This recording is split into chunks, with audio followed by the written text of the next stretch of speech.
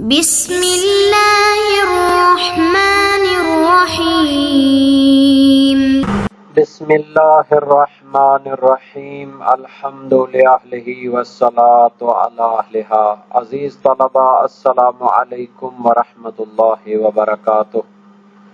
شرح العلوم اول کتاب الصلاۃ درس نمبر 54 میں مساجد کی تعمیر کی فضیلت اور استحباب پر گفتگو ہوگی۔ اس حوالے سے روایات بھی بیان ہوں گی اور ان کی تعبیروں کی وضاحت بھی کی جائے گی۔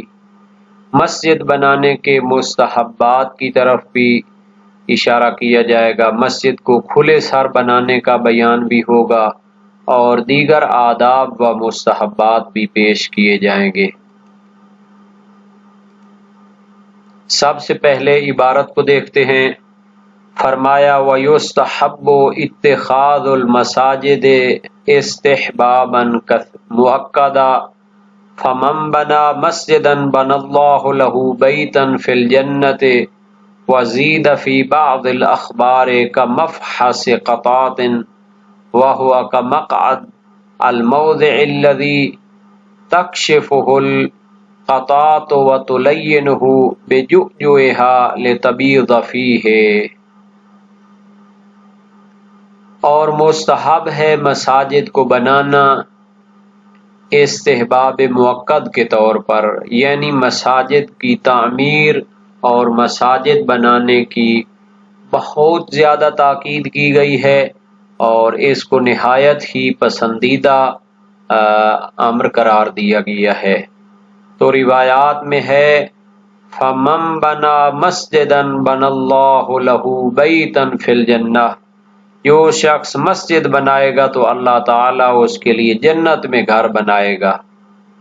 اور بعض روایات میں اضافہ کیا گیا ہے، زید فی بعض الاخبار، زاد یزید سے یہ فعل ماضی کا مجہول ہے۔ بعض روایات میں اضافہ کیا گیا ہے کمفحص قطاط، قطع پرندہ ایک چھوٹا سا پرندہ ہوتا ہے، اس پرندے کے چھوٹے سے گھونسلے جتنی بھی مسجد بنائے گا تو اللہ تعالیٰ اس کو بدلے میں جنت میں گھر دے گا۔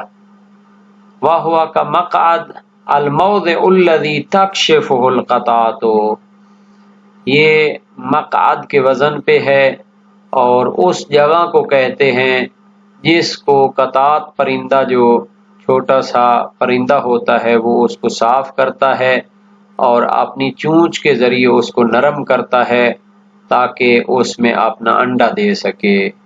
گویا کہ ہم کہہ سکتے ہیں کہ اس کے گھونسلے جتنی بھی اگر چھوٹی سی مسجد بھی بنا دی جائے تو بہت بڑی فضیلت ہے، جنت میں گھر بنانے کے برابر ہے۔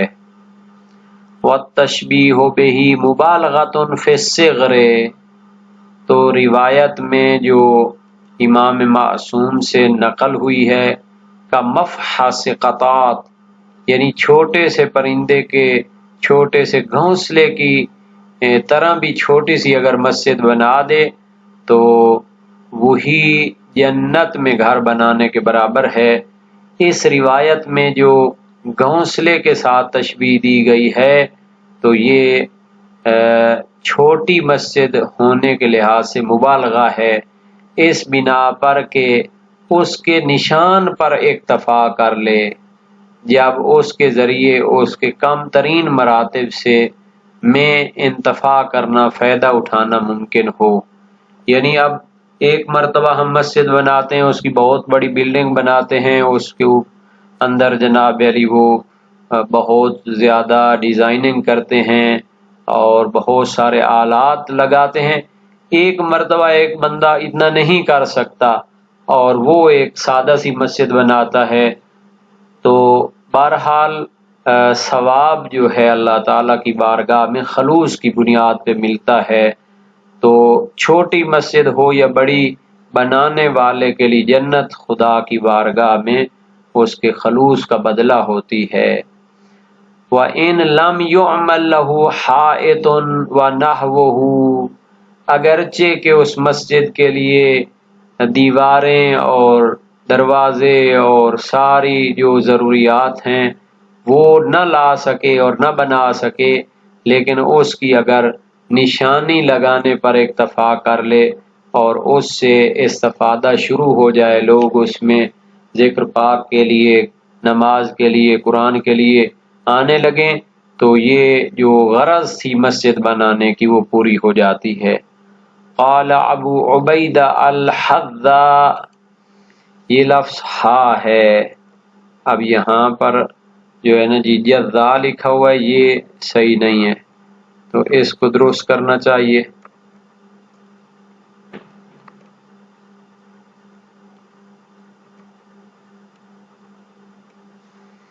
قال ابو عبیدہ الحذاء راوی الحدیث مر بی ابو عبداللہ علیہ السلام فی طریق مکہ وقد سویت باحجار مسجدا فقلت جعلت فداک نرجو ان یکون ھذا من ذاک فقال نعم۔ ابو عبیدہ حذاء زیاد بن عیسیٰ جلیل القدر ثقہ اور بہت ہی عظیم راوی ہے، تو اس نے اس حدیث کو بھی نقل کیا ہے۔ ان کا بیان ہے کہ امام صادق علیہ السلام مکہ کے راستے میں میرے پاس سے گزرے جبکہ میں نے پتھروں کے ذریعے ایک مسجد بنائی تھی۔ میں نے عرض کی مولا میں آپ پر قربان جاؤں، امید ہے کہ یہ بھی اسی فضیلت میں شامل ہوگی جو مسجد بنانے والوں کے لیے بیان کی گئی ہے۔ فقال نعم، امام نے فرمایا بالکل یہ اسی میں شامل ہے۔ تو یہ جو کہا گیا ہے کہ مسجد بنانا مستحب موقت ہے، تو اس کے بارے میں بہت زیادہ روایات پائی جاتی ہیں۔ صحیح ابو عبیدہ حذاء جو ابھی ادھر بھی آئی ہے اس متن میں بھی، تو امام صادق علیہ السلام نے فرمایا کہ جس نے مسجد بنائی اس کے لیے اللہ تعالیٰ جنت میں گھر بنائے گا۔ ابو عبیدہ کا بیان ہے کہ میرے پاس سے امام صادق علیہ السلام مکہ کے راستے میں گزرے تو میں نے پتھروں سے ایک مسجد بنائی تھی۔ میں نے عرض کی میں آپ پر قربان جاؤں، امید ہے کہ یہ بھی اسی میں سے ہوگی۔ فرمایا ہاں۔ تو باب 8 ابواب احکام مساجد میں یہ ہے۔ شیخ صدوق کی روایت عقاب الاعمال میں نبی اکرم نے فرمایا من بنا مسجدا فی الدنیا اعطاہ اللہ بکل شبر منہ وقال بکل ذراع منہ مسیرۃ 40,000 عام مدینہ من ذہب وفضہ ودر ویاقوت وزمرد وزبرجد ولولو، کہ جو شخص مسجد بنائے گا دنیا میں اللہ اسے ہر بالشت یا ہر ہاتھ کے بدلے میں قیامت کے دن 40,000 سال کا فاصلہ جو طے کرتا، اتنی وسیع و عریض وہاں پر سونے چاندی در یاقوت زمرد زبرجد اور لولو کے جو ہے نا جی ہیرے جواہرات سے بنا ہوا شہر دے گا۔ مفحص قطات یعنی وہ چھوٹے سے پرندہ جو چنڈول ہوتا ہے یا اس طرح کچھ کہتے ہیں، چڑیا کی مانند کہہ لیں۔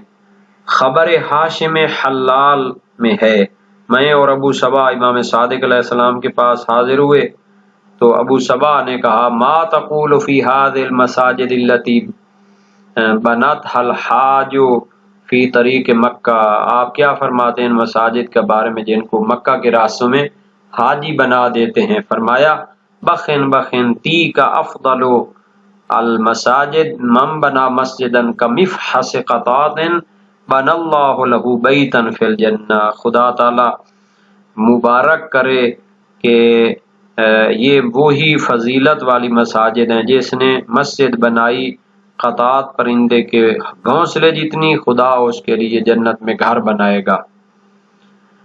یہ جو کہا تھا کہ ابو عبیدہ نے جو روایت پیش کی ہے یہ صحیح و سند روایت ہے ابو عبیدہ کی جناب۔ یہاں پر کچھ مستحبات ہیں مسجد بنانے کے۔ مسجد بنانا خود بھی مستحب ہے اور اس کے اندر مسجد کی تعمیر میں بھی کچھ آداب ہیں، کچھ مستحبات ہیں، ان میں سے بعض کی طرف اشارہ کیا جائے گا۔ فرمایا وَيُسْتَحَبُّ اتِّخَاذُهَا مَكْشُوفَةً وَلَوْ بَعْضُهَا لِلْاحْتِيَاجِ إِلَى السَّقْفِ فِي أَكْثَرِ الْبِلَادِ لدفع الحر والبرد والمیضات وهي المطهرة للحدث والخبث على بابها لا في وسطها على تقدير سبق اعدادها على المسجدية وإلا حرم في الخبثية مطلقا والحدثية ان اضرت بها۔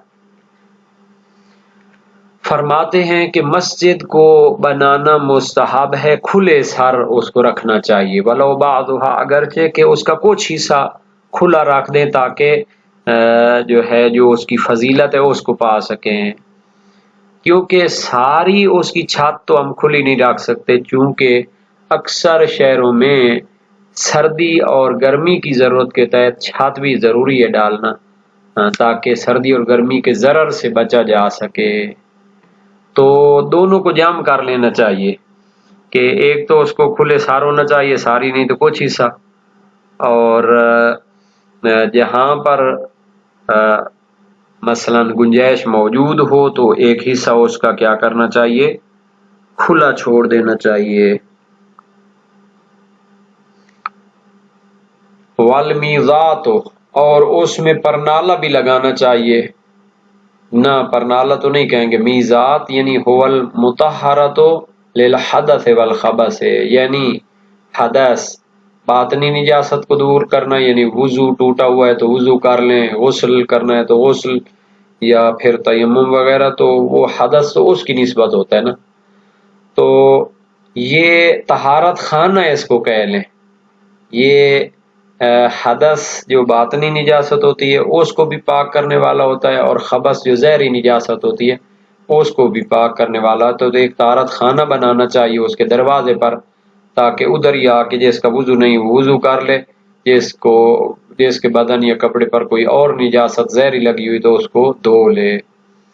لا فی وسطها علی تقدیر سبق اعدادها علی المسجدیہ، اور اس کے درمیان میں، مسجد کے درمیان میں وہ جو ہے حوض یا اس کو کہیں طہارت خانہ نہیں بنانا چاہیے جب وہ مسجد سے پہلے موجود ہو، تو بھی جو ہے نا جی اس کو سائڈ پہ ہونا چاہیے، نہ اس کے درمیان میں کہ جب وہ مسجد کے حکم سے پہلے وہ موجود ہو۔ وَإِلَّا حُرِّمَ فِي الْخَبَثِيَّةِ مُطْلَقًا، ورنہ جو طہارت خبثی ہے، زہری نجاست والی ہے، اس میں تو حرام ہوگا مطلقاً، بطور مطلق، چاہے اس کو کہتے ہیں کہ چاہے مسجد کو ضرر پہنچائے نہ پہنچائے، چونکہ جو ہے نا جی اس کے درمیان میں آپ طہارت خانہ بنا رہے ہیں تو اس سے کافی مشکلات پیدا ہوں گی۔ اور حدثیہ جو ہے اس کو آپ باطنی نجاست کہہ لیں، اس کے حوالے سے ہے ان اضرت بہا، اگر اس کو نقصان پہنچائے تو جا کر اس کے بارے میں حدثیہ تو اس میں خاص مشکل نہیں ہونی چاہیے تھی ویسے، لیکن فرماتے ہیں کہ اگر وضو کی حد تک ہو تو پھر تو اس میں کوئی خاص مشکل نہیں ہوتی، لیکن اگر وہ مسجد کو نقصان پہنچائے، لوگ حرام حلال کا خیال نہ رکھ سکیں، درمیان مسجد میں ادھر کسی نے آ کے بنا دیا جناب لی غسل خانہ کوئی، تو اب جس نے غسل کرنا ہے جنابت کا واجب ہے وہ بھی مسجد کو پھلانگتا ہوا درمیان تک پہنچ جائے، تو یہ طریقہ ٹھیک نہیں ہے۔ اب ہم جو ہے نا جی مختصر سی یہاں پر احادیث وغیرہ کی طرف اشارہ کریں گے۔ یہ جو تھا نظریہ کہ مسجد کو مکشوفۃ الرأس ہونا چاہیے، اس کے اوپر چھت نہیں ہونی چاہیے، تو اس پر عبداللہ بن سنان کی روایت کرتی ہے امام صادق علیہ السلام سے، نبی پاک نے سمیت کے مقام پر مسجد بنائی، پھر مسلمان بہت زیادہ ہو گئے تو فرمایا یا رسول اللہ لو امرت بالمسجد فزید فی، اگر آپ حکم فرماتے تو آپ کی جو بنائی ہوئی مسجد ہے اس میں اضافہ کر دیتے، فرمایا ہاں کوئی حرج نہیں، فزید فی وبناہ بالسعیدہ، تو اس میں اضافہ کیا گیا اور اس کو بڑی اچھی چیزوں کے ساتھ بنایا گیا۔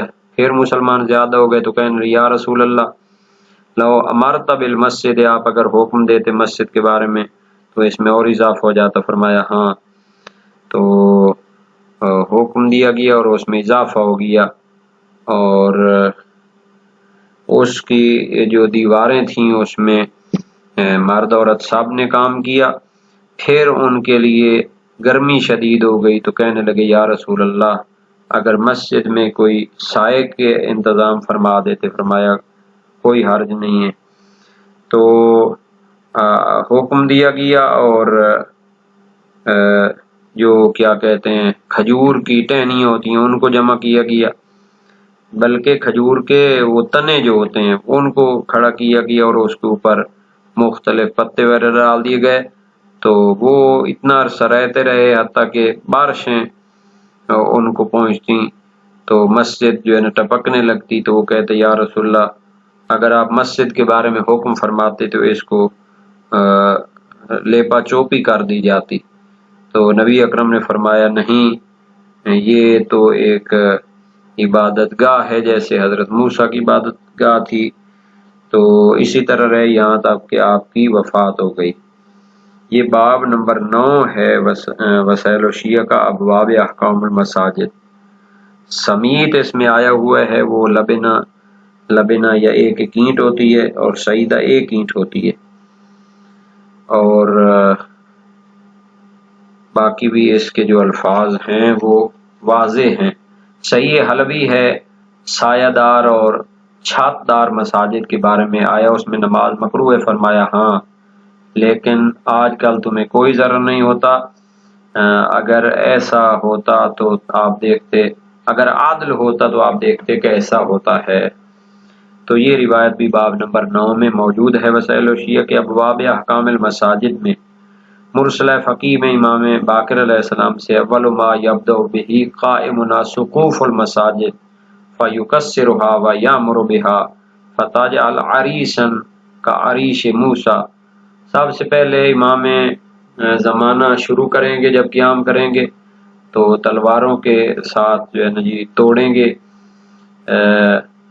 مساجد کے کنگرے توڑیں گے اور اس کا حکم دیں گے اور اسے ایک جو ہے نا جی جھونپڑی بنا دیا جائے گا جیسے حضرت موسیٰ کی تھی. یہ روایات مساجد کی چھت کو پکا کرنے سے بھی منع کرتی ہیں اور حاجت اور ضرورت کے وقت عریش کے ذریعے چھت بنانا اس کو جائز قرار دیتی ہیں تاکہ دافع ضرر بھی ہو جائے.